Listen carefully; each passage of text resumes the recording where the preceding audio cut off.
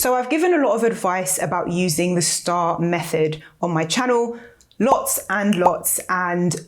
of advice, because interviewers use it to assess candidates. It keeps your answer structured, concise, and impactful. It stands for situation, task, action, result, if you may know, if you've watched a few of my videos. And the STAR technique works exceptionally well for situational interview questions and anywhere in an answer where you're trying to demonstrate a specific skill or type of experience in your answer and make it clear what happened, what you needed to do, what actions you took, and what the final result or outcome was.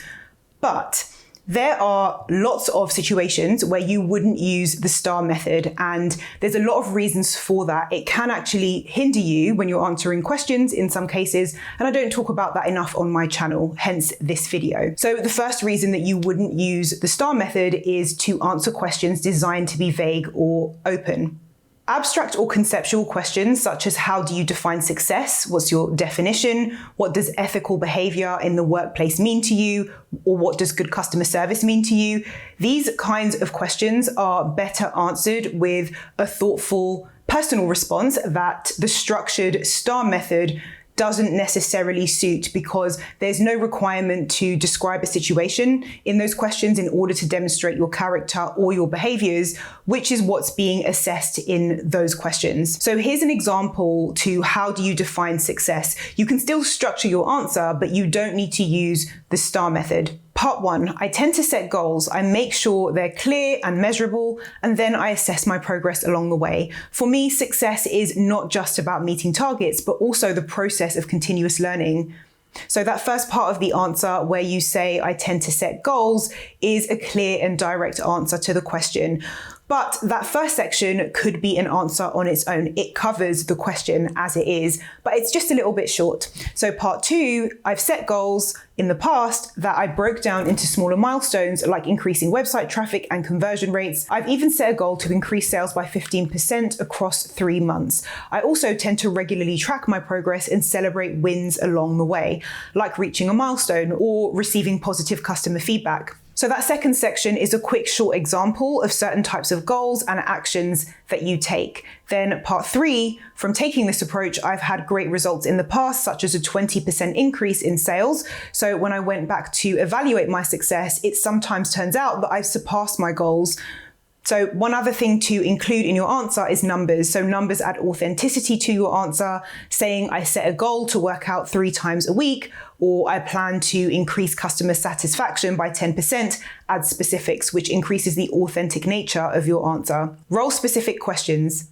So this can include questions assessing your technical or specialist skill. If you're asked about a specific technical skill, process, or piece of knowledge, the STAR method might not be as effective, of course. For instance, if asked about your understanding of industry-specific systems or a technical standard, then of course the STAR structure doesn't really work here. Now, I have had this question on videos where I cover answers to specific individual roles, so I thought it's important to just address that here. Now, if you're finding this helpful so far, do click like. It's a huge help to the channel and helps this video show up for more people. There are other ways that you can support the channel in the description box below this video. You can buy me a coffee if you've already had results. There's a link in the description below showing you how to do that. So personality or character-based questions. So this can include cultural fit and personality questions. So the STAR method focuses on specific situations and actions for questions related to personality, values, or culture fit, such as what makes you a good fit for our company culture, or what motivates you, are again not quite the right fit for the STAR method all the time.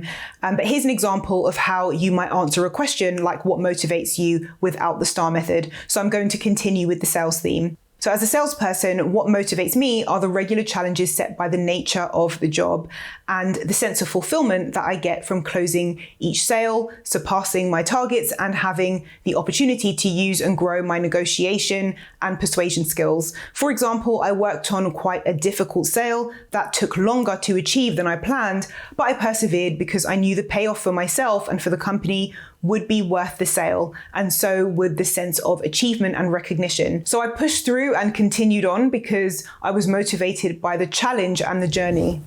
Introductory questions. So these are questions like, tell me about yourself, or why do you want to work here? These don't lend themselves well to the star format. They're typically better answered with a more conversational and less structured response. So here's an example answer.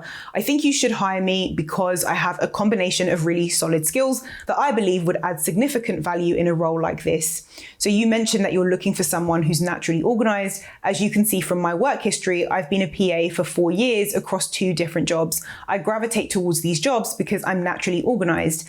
As a PA, I manage multiple calendars for very senior people, which allows me to utilize my organization skills on a day-to-day basis. I'm also very organized in my personal life. I use spreadsheets to manage my finances and apps to manage my time. In addition to this, I thoroughly enjoy building new relationships, which is a regular requirement of my current role. I'm regularly exposed to a variety of senior contacts internally and externally, which I noticed on the job description was another requirement of the role. Someone who's a natural communicator and can communicate with senior level management and enjoys building new relationships.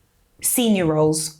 So the STAR method is a structure that is generally effective for entry-level and mid-level job interviews, where the expectations often involve the execution of specific tasks and duties. However, with some higher level roles, such as executive or strategic positions, the nature of the job changes significantly. So the responsibilities shift from individual tasks to strategic planning, policy setting, maybe organizational leadership.